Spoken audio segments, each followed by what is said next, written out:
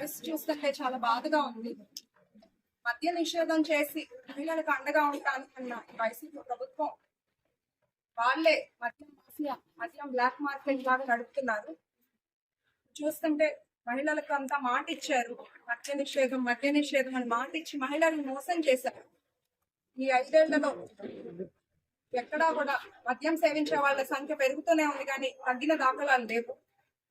Survey చూసుకుంటే 34% మంది మద్యం సేవిస్తున్నారు. కల్తీ మద్యం తాగి ఎంతో మంది అనారోగ్యం పాలవుతున్నారు, ప్రాణాలు కోల్పోయారు.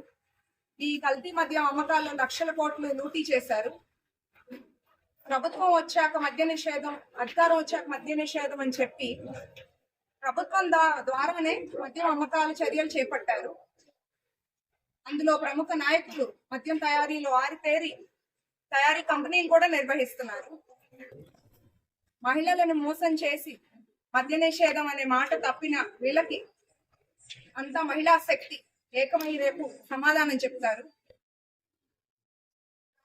ఆర్ఎండ్బి ఆధారుల దగ్గర మద్య షాపులు ఉండకూడదని సుప్రీంకోర్టులు ఉత్తర్వులు ఇచ్చినా అది ఏమి పట్టించుకోకుండా ప్రభుత్వం నడుచుకుంటుంది.